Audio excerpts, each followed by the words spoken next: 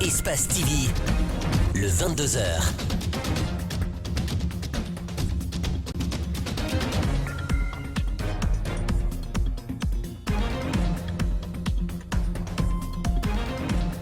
Célébration de la Journée internationale de lutte contre l'excision sous le slogan Zéro tolérance aux mutilations génitales féminines, alors que la Guinée fait toujours partie des mauvais élèves dans l'abandon de la pratique. Elle occupe le 2e rang mondial juste après la Somalie. Et puis, nous irons dans cette édition à la préfecture de Forikaria où le secteur de l'aviculture prend de l'essor. Nombreuses fermes avicoles poussent comme des champignons. Déjà, les retombées économiques se font sentir dans la localité en termes de création d'emplois et de revenus. Reportage grand format à suivre dans ce journal avec Mamadou Boy-Diallo. Et puis enfin, pour terminer, vous aurez la une des médias, le tour d'horizon de l'actualité des médias vu par la rédaction d'Espace TV. Journal, bonsoir et bienvenue à tous.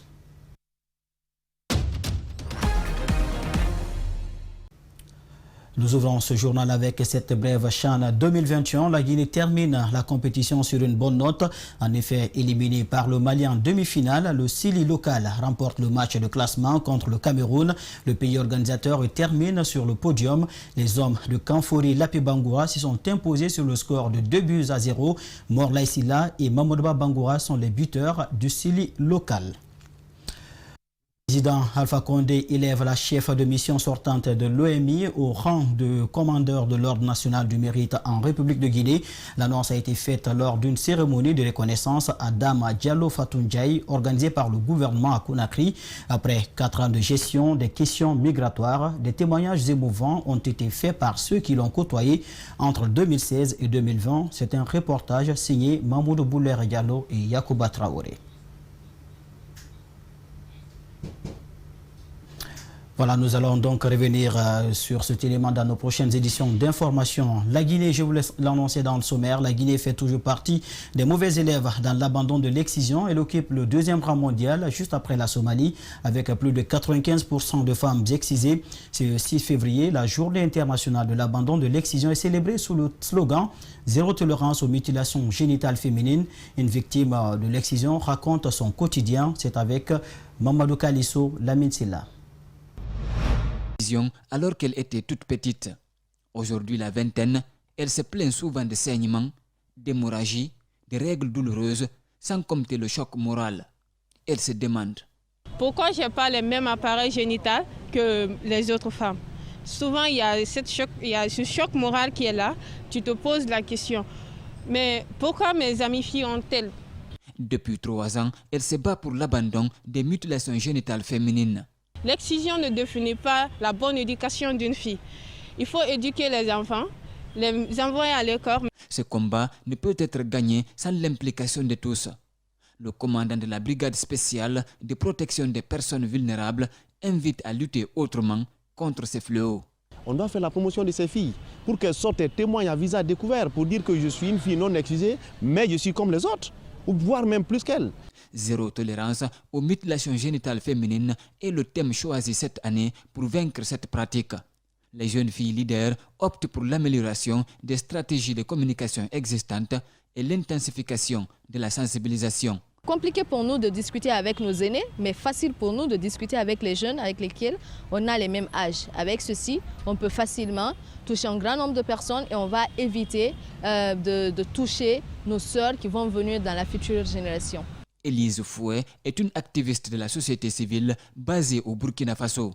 Elle suggère une stratégie plus large en impliquant toutes les personnes, aussi les leaders religieux, les leaders coutumiers dans la lutte contre les violences, essayer de prendre ça aussi un peu du point de vue des droits et pas seulement de la santé pour traiter la question en fait de manière globale et vraiment donner aussi le pouvoir aux femmes et aux filles en fait qui peuvent être concernées par ces La Guinée est l'un des rares pays à ne pas connaître de conflits communautaires, mais les prémices sont là. Les récentes violences à Massanta restent dans les mémoires des acteurs de la société civile. Soucieux de la cohésion sociale, se proposent de mettre en action une justice transitionnelle. Mamadou Sadio Bandé, explication. C'est quand les hommes se parlent qu'ils peuvent proposer des solutions aux problèmes dont ils débattent. La nécessité de se parler et trouver des solutions aux problèmes existe.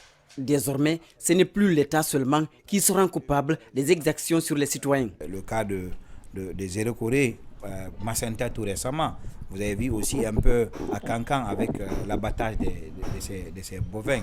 Donc tout cela, nous pensons qu'il y a une possibilité.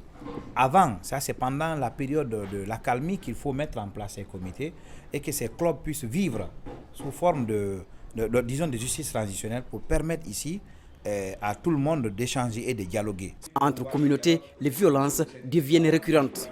Un projet d'appui à l'approbation locale et à l'opérationnalisation d'une justice transitionnelle dans les régions de la Haute-Guinée et la Basse-Guinée est lancé. Objectif, limiter les violences entre communautés. L'objectif, c'est le pardon, la vérité et la réconciliation. Dans le projet, il y a trois phases. Il y a ceux qui s'occupent spécifiquement de la réparation. Il y a d'autres de la justice et de la vérité. Et d'autres sur les réformes des institutions républicaines. 7 pays d'Afrique de l'Ouest sont concernés. La lourdeur ou l'absence de la justice doit être compensée par des ONG appuyées par des partenaires. Et des processus de justice transitionnelle à base communautaire et dirigés par des survivants dans 7 pays d'Afrique de l'Ouest. Le fonds a été créé par la fondation MacArthur.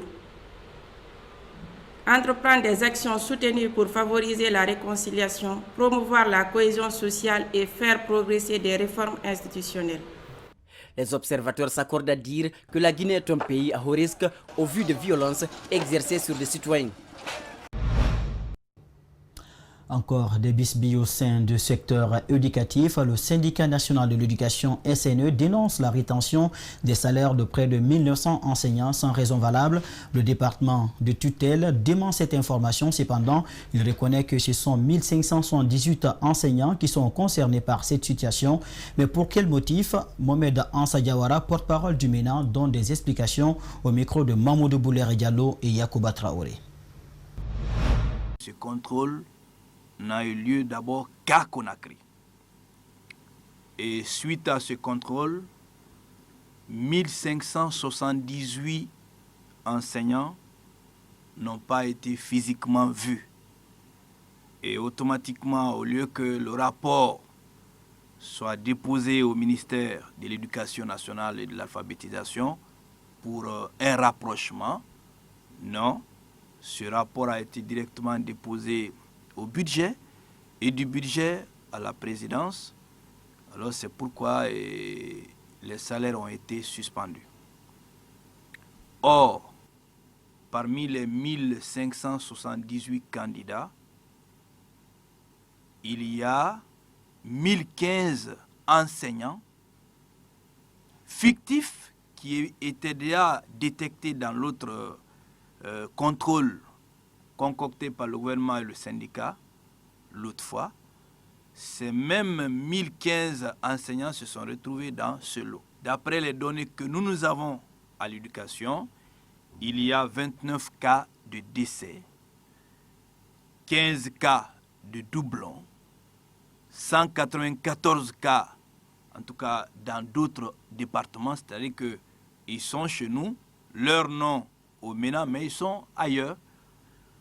90 cas d'enseignants qui ont quitté le bas vers le cabinet, 221 cas d'enseignants en situation de classe dont le salaire est suspendu, 7 cas du MENA non postés et 7 autres cas qui n'ont aucune destination, qui sont dans la nature. 133 étudiants reçoivent enfin leur diplôme de fin de cycle à l'école de formation professionnelle de santé Espoir. La remise a eu lieu ce samedi 6 février à la Blue Zone de Kaloum en présence des autorités sanitaires et les responsables de l'établissement. Djenebemba Koulibaly. Parents, amis et encadreurs de l'école étaient présents ce matin à la cérémonie de remise des diplômes de l'école de formation professionnelle en santé Espoir.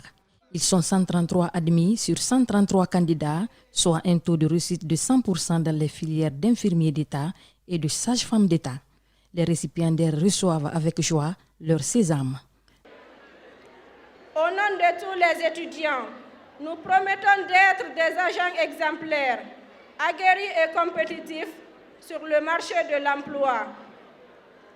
Pour terminer, nous témoignons notre reconnaissance, notre gratitude à l'endroit de nos encadreurs et professeurs qui n'ont ménagé aucun effort pour la réussite de notre formation théorique et pratique. Je prête solennellement serment devant Dieu et en présence de cette assemblée de vivre dignement et d'exercer mon activité fidèlement. Je m'abstiendrai de tout ce qui est délétère et dangereux. Je ne consommerai ou n'administrerai sciemment aucun médicament dangereux. Ce moment est solennel pour cet institut. Dans ce sens, le fondateur saisit l'occasion pour donner des conseils. Nous croyons que le diplômé de l'EFPSSPA sera un leader, un agent de changement qui assumera aux différents niveaux de la pyramide sanitaire du pays et d'ailleurs les responsabilités professionnelles pour lesquelles il a été préparé, comme dispensateur de soins curatifs, préventifs, promotionnels et de réhabilitation. Chaque année, l'école livre une centaine d'étudiants. La 5e promotion de l'année 2020 porte le nom du directeur général. Ce dernier est très heureux de voir ses produits livrés au marché de l'emploi. Faut-il créer des médias religieux en Guinée? La question mérite d'être posée, d'autant que certains religieux font un appel à l'État. La proposition a été faite lors d'une rencontre islamique. L'occasion a été mise à profit pour inviter les fidèles de tous bords, religieux confondus, à la promotion de la paix, gage de tout développement. Al-Sidi Bari, Mohamed Al-Husseini Kamara. L'islam dans toute sa plénitude invite à la paix et au pardon. En Guinée, le tissu social est fragile, la cohésion sociale est fortement ébranlée par des querelles politiques et ethniques. Des jeunes musulmans, conscients de cela, s'activent pour répandre les valeurs de la religion tout en soignant l'image du pays.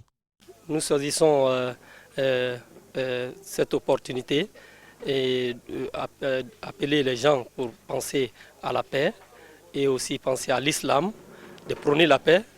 Et parce qu'après tout ça, Dieu va nous demander tout ce que nous avons fait dans ces bas mondes. Si nous avons fait des actes positifs, Dieu va nous agréer au-delà. Contrairement à l'autre. Le message est clair et sans ambiguïté. Ces religieux exemplaires tentent de façonner les cœurs à travers cette rencontre.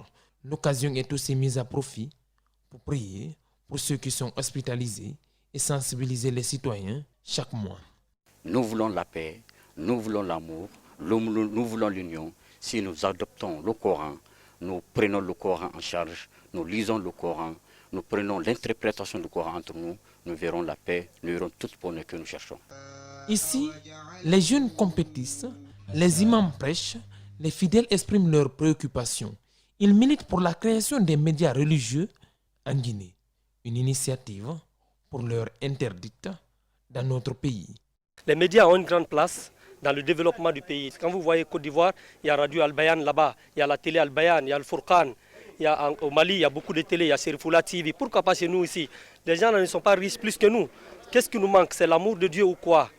La patate est chaude, mais pour le moment, la loi guinéenne interdit tous les médias à caractère religieux. Certains ont été fermés, d'autres sanctionnés, notamment Nourdine FM à Kankan et Bonheur FM à Conakry. Les habitants de Dabondi s'activent pour le désenclavement de leur localité. L'endroit n'a ni de route, ni d'eau potable et plusieurs autres services sociaux de base. Des risques d'inondation dans cette zone pendant la saison hivernale ne sont pas à occulter. Djibril Ba, Tcherno Sadoba. Samedi matin à Dabondi, quartier bidonville de la commune de Matoto, les jeunes munis de pelles, de brouillettes et de seaux essaient d'offrir une belle image à leur localité. Ici, toutes les concessions sont contiguës. L'accès est difficile. On n'a pas de route. Tu sais, le développement d'un quartier ou bien d'un pays, il faut avoir l'eau, l'électricité et la route. Cette initiative est l'aboutissement de la contribution de chacun. Pas question de se décourager, disent-ils. L'aide qu'on demande au gouvernement d'abord, c'est de nous aider d'avoir la route et l'hôpital. Parce qu'avant tout, c'est la santé. Dabondi, précisément à Makia Touré, L'air est pollué, la nature est spoliée de ses vertus originelles. Des eaux souillées serpentent d'une concession à une autre. Nous sollicitons l'aide pour interdire ces eaux souillées, sans quoi nos initiatives seront vaines. En attendant, les habitants font de l'espoir sur leurs propres efforts pour désenclaver le quartier. Et puis nous revenons sur cet élément. Le chef de l'État vient d'élever l'ancienne chef de mission de l'OIM au rang de commandeur de l'Ordre national de mérite en République de Guinée. L'annonce a été faite lors d'une cérémonie de reconnaissance à Dame Fatou Ndiaye. Suivez donc les explications de Mamoudou Boulere Diallo. Cette cérémonie d'adieu marque la fin d'une mission de 4 ans remplie par Diallo Fatou Ndiaye au compte de l'OIM en Guinée. Difficile séparation à l'image d'une mère qui prend congé de son fils. Entre 2016 et 2020, la chef de mission sortante de l'OIM a su se faire une place dans le cœur de nombreux de ses collaborateurs et partenaires financiers ou encore des membres du gouvernement. Fatou m'appelait à des heures incroyables pour me parler des projets sur lesquels il fallait qu'on se bouge. Être à l'aéroport à 2h, 4h du matin, attendre les migrants. Ça, c'est Fatou. Fatou, tu vas partir. Mais il faut que tu cherches un appartement extrêmement grand en Norvège, parce que nous irons tous. Des témoignages qui pèsent lourd sur l'épaule de certains, comme cette dame qui peine à retenir ses larmes. Migrante retournée, Fatou l'a embauchée à l'OIM, pas seulement. Elle a aussi incité à reprendre ses études. Et cette année, j'ai fini ma licence. Aujourd'hui, j'ai eu ce satisfait-ci. Les Nations Unies aussi sont émues par ces témoignages. Je n'aimerais pas tellement être la remplaçante de Fatou. Elle va devoir s'immiscer dans des très très grandes chaussures. Mais je sais que l'OIM regorge de talent. Donc j'ai bon espoir qu'elle saura suivre tes traces. Malgré l'émotion et l'envie de retenir ses larmes, Ndiaye Fatou Diallo s'est efforcé à livrer des messages importants et d'utiles conseils aux migrants guinéens, auxquels d'ailleurs elle demande d'être optimiste. À mes collègues, je dirais que je vous ai dirigé avec une main de fer dans un gant de velours. Pardonnez-moi si des fois j'étais excessive. J'étais juste dans la recherche de l'excellence. Et c'est ce que je veux que vous continuiez à faire. C'est le ministre des Affaires étrangères et des Guinéens de l'étranger qui a clôturé cette rencontre. Ibrahima Khalil Kaba a profité pour faire passer une annonce du président de la République. Je vais faire cette annonce avec Mariama parce qu'elle est clairement sous le coup de l'émotion. Donc ensemble, le président m'a chargé d'annoncer que Mme Ndiaye Fatou Diallo sera élevée au grade de commandeur de l'Ordre national de la République de Guinée. Avant de partir, Fatou sera reçu par le président Alpha Condé mardi prochain pour concrétiser cette annonce. Direction Fourekaria où le secteur de l'aviculture prend de l'essor. Sur place, de nombreuses fermes avicoles poussent comme des champignons, preuve que l'activité est rentable aux yeux des propriétaires de fermes. Déjà, les retombées économiques se font sentir dans la localité en termes de création d'emplois, mais aussi de revenus pour les acteurs du secteur. L'aviculture est un secteur en pleine expansion à Fourekaria. C'est un reportage grand format signé Mamadou Bouyalo, Ibrahima Sori Souma. La préfecture de Fourekaria, située à 60 km de la capitale. Ici, l'agriculture et l'extraction minière, notamment les gisements de fer de Yomboyeli, demeurent les principales activités. Il faut dire qu'au-delà de l'agriculture et les mines, un autre secteur d'activité est en pleine expansion, l'aviculture. De nombreuses fermes avicoles existent sur place et dont l'impact économique se fait déjà sentir à travers la vente ou le commerce des œufs, des volailles ou encore les emplois générés au niveau de la gestion de ces fermes avicoles. Abdoulaye Bari évolue dans l'aviculture depuis 3 ans. Dans sa ferme située dans le district de Somaye, existent 5000 têtes de poules, avec comme espèce des pondeuses. Dans le souci de diversifier ses activités, il décide de se lancer dans l'aviculture et visiblement, la recette économique fonctionne. L'investissement qui est là, c'est quelque chose d'ailleurs. Je n'ai pas commencé avec ça. Depuis les 3 ans là que j'ai commencé, tout le peu que je gagne ici, j'ai investi encore ici. J'ai commencé avec une seule hangar et comme je ne pouvais pas limiter à cet hangar là, et je ne pouvais pas aussi investir beaucoup, c'est quelque chose que je ne connaissais pas avant. Au pic de la Ponte, une centaine d'alvéoles sortent par jour de sa ferme. Les œufs sont tout d'abord ramassés, triés, puis classés dans les alvéoles pour être vendus sur le marché. Les 6 mois là, ils sont rentrés en plein ponte. Là, on peut compter dans les 150 alvéoles, 140, comme je vous ai dit, quoi. Ça varie. D'accord. Alors dites-nous, comment vous parvenez à vendre les œufs?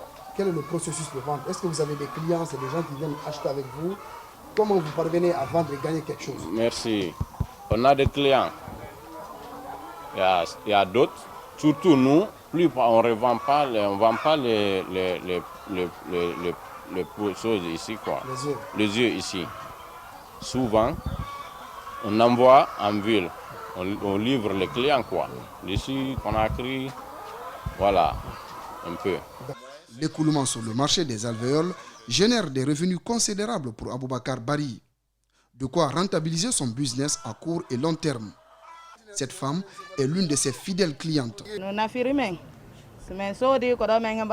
Cette activité m'aide beaucoup. Je parviens à soutenir ma famille, la scolarité des enfants et l'activité prend de l'ampleur ici. Non loin de là, nous voici dans une autre ferme appartenant au Semafo, Centre El Haj Mangafodé Touré, une entreprise familiale qui tente l'expérience de l'aviculture, une manière de diversifier ses activités. J'ai été concerté par mes frères, on voulait initier un projet. Voilà, l'image des autres fermes, on a essayé aussi de faire la même chose. Parce que mes frères ne veulent pas nous laisser dans la main de l'État, qui n'est pas rassuré actuellement. Voilà, donc notre frère a préféré qui est en France de financer l'activité là pour nous. C'est la routine pour Sekou et son frère. Chaque jour, ils se rendent à la ferme familiale de plus de 4500 têtes pour superviser les activités sur place. Là aussi, au pic de la Ponte, de nombreuses alvéoles, environ une cinquantaine, sortent par jour et sont revendues sur le marché. Tous les jours, nous avons un minimum de 35 alvéoles par jour. Ok?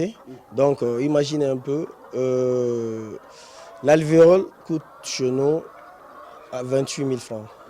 Donc 28 000 fois les 35 alvéoles par jour, c'est notre chiffre d'affaires journalier. Ok? Donc multiplie ça par le mois, ça fait le chiffre d'affaires mensuel. Dans ces fermes, le respect de l'hygiène sanitaire reste une priorité pour la santé des volailles et la rentabilité de l'activité. Vous le constatez, tout le monde est en tenue, en bottes. Voilà, donc les règles sanitaires sont déjà respectées. La gestion et le fonctionnement des fermes avicoles nécessitent de la main-d'œuvre qualifiée et expérimentée.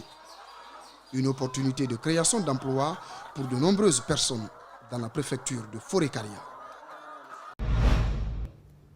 Un reportage de Mamadou Bouydialo et Ibrahima Sori 5 Souma. Les jeunes sans soutien, passionnés de football, peuvent désormais se réjouir. La société turque Al Bayrak vient d'organiser une compétition de détection de talents qui se tiendra du 10 au 21 février 2021 à Conakry. Ils sont au total 320 jeunes concernés par l'initiative. L'objectif pour la Turquie est de soutenir ces jeunes, mais aussi renforcer la coopération turco-guinéenne. Justin Leno, Ibrahima Souma. La société turque Al Bayrak sur les préparatifs de la première édition de la Coupe des jeunes Guinée, une compétition sportive qui se tiendra du 10 au 21 février 2021 au stade de Kaloum. Elle permettra la détection des talents des jeunes de 14 à 16 ans passionnés de football. L'objectif pour la Turquie est de posséder une équipe de football à elle, composée seulement de jeunes guinéens. En fait, notre objectif, c'est de pouvoir donner une chance aux jeunes qui ne sont dans aucun club. On sera tous ensemble pour encourager ces jeunes et pouvoir, à la fin de ce tournoi, avec le champion, faire une nouvelle équipe, une équipe Al Bayrak. Autre objectif pour les Turcs, c'est aussi le renforcement de la coopération turco-guinéenne. Il y a beaucoup de potentiel ici en Guinée. Il faut valoriser ce potentiel. Donc je pense qu'il y a dans ce projet des anciens footballeurs guinéens qui connaissent le terrain, qui connaissent le potentiel des joueurs. Donc avec leur évaluation, avec leur savoir-faire, je pense qu'ils vont bien utiliser ce projet pour sélectionner les meilleurs joueurs. Déjà, des équipements sportifs composés de maillots et de chaussures sont remis aux jeunes. Un sentiment de joie pour eux de voir leurs rêves sur le point de devenir une réalité grâce à la société Al Bayrak.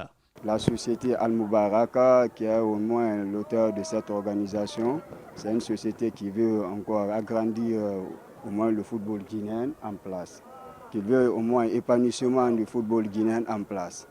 L'équipe qui sortira vainqueur de cette compétition sera financièrement soutenue par la Turquie. Pour le ministère guinéen des Sports, elle pourrait représenter la Guinée à la Coupe d'Afrique des Nations prévue pour 2025 en République de Guinée. Nous restons toujours dans le secteur du sport. Le coup d'envoi du tournoi de basketball à 3 a été donné ce samedi 6 février au Palais des Sports du stade du 28 septembre. Une trentaine d'équipes prennent part à cette compétition qui se déroule pour la première fois sur le continent africain. Cette première journée a été un succès selon le président de la Fédération guinéenne de basketball qui invite les Guinéens à s'y mettre à fond. On l'écoute au micro de Mamadou Boiba et Ibrahima Sori Kamara. Vous avez vu, les professionnels sont là, les équipes de France sont là. On a pratiquement 30 équipes qui vont jouer aujourd'hui et demain, éliminatoires et compétition. Ensuite, on a toutes les équipes pratiquement de l'intérieur, Pita, Mamou, Dalaba, Zérekore, Farana, Kissidougou, qui ont fait le déplacement, ce qui est une première. Ils ont eu 2 jours de formation et tout se passe très bien. Même moi, en tant que président, j'ai eu la chance déjà de jouer et de gagner un match. Et je pense que ça se déroule dans d'excellentes conditions. On partage le rêve aux enfants de Guinée et je pense que l'objectif c'est ça, c'est de faire une compétition moderne et jamais vue. Et ce tournoi est qualificatif pour le World Tour, ce qui est une première en Afrique. C'est la première compétition en Afrique qualificative pour le World Tour. Donc la meilleure équipe guinéenne pourra aller sur un circuit professionnel. Donc les jeunes ont intérêt à bien jouer et à mettre leur carrière en avant et ils pourront gagner jusqu'à 10 à 40 000 $. Moi je suis heureux et fier d'être l'un des premiers présidents africains à organiser une telle compétition sur son sol. La revue de presse à présent avec Djibril Ba. Les journaux guinéens reprennent le slogan « Gouverner autrement ». Et puis la défaite du Sidi national au Chan n'a pas aussi été occultée par les confrères. Suivez.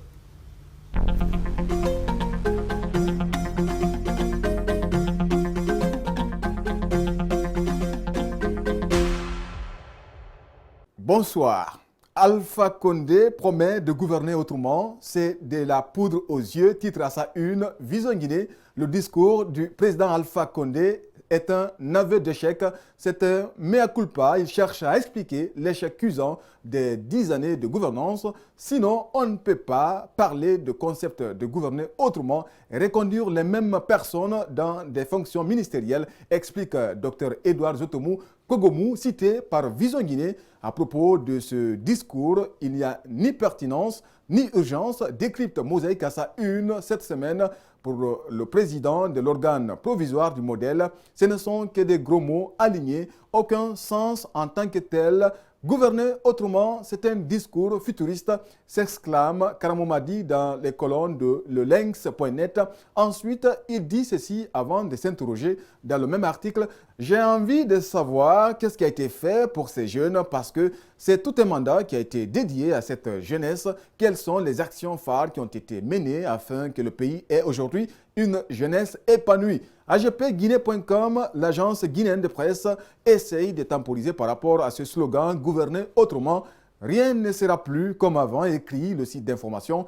Gouverner autrement est un engagement de campagne et une option politique ferme et irréversible de sa part, mérite d'être expliqué pour qu'ensemble nous soyons capables de relever ce défi ambitieux selon Alpha Condé cité par l'AGP. Le lendemain de son discours, le chef de l'État fait irruption dans les locaux de la Direction nationale des impôts. Il y trouve des grands absents, relève actuguinée.org. À la une, cette semaine, Amnesty International hausse le ton. L'ONG, après avoir recueilli des témoignages, montre que les autorités guinéennes ne respectent pas les standards internationaux en matière de protection des droits des détenus. La maison centrale construite pour une capacité de 300 personnes environ, un seul médecin sur place est censé d'occuper de près de 2000 détenus, lit-on sur le site d'enquête et d'investigation inquisiteur.net.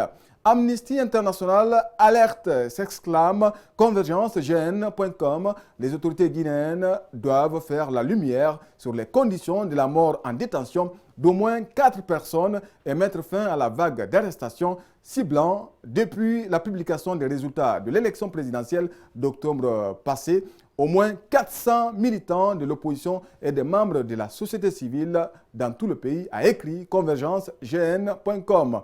À la une, cette semaine, le derby ouest-africain entre Maliens et Guinéens a tenu toutes ses promesses, des fautes, des cartons, des occasions, des prolongations. Il y a eu un peu de tout dans cette première demi-finale du CHAN 2021. À égalité dans le temps réglementaire et dans les prolongations, les deux équipes se sont départagées au tir au but dans cet exercice. Le Mali a connu une réussite totale avec 5 tirs réussis contre 4 pour le Sili local, fait remarquer Foot 224. Les confidences de la mère de Morlaye Sylla soupirent, le site avenirguinée.net. Au lendemain de la défaite de la Guinée face au Mali au compte des demi-finales du championnat d'Afrique des Nations, les parents du jeune joueur Morlaye Sylla qui a loupé le penalty lors des tirs au but étaient dans les locaux du quotidien. Ses parents, dans l'interview accordée par notre confrère, n'ont pas hésité de rappeler le talent du jeune homme tout en présentant tacitement des excuses et des pardons à l'endroit du peuple de Guinée. Une revue de presse présentée par Djibril Ba. Ce journal a été réalisé par Malik Sangiana Kamara, dirigé à la technique par Lamine Sidibé, Aboubakar Fotesouma et Nalaï Sidibé. Merci à tous de l'avoir suivi et bonne suite de programme sur Espace TV.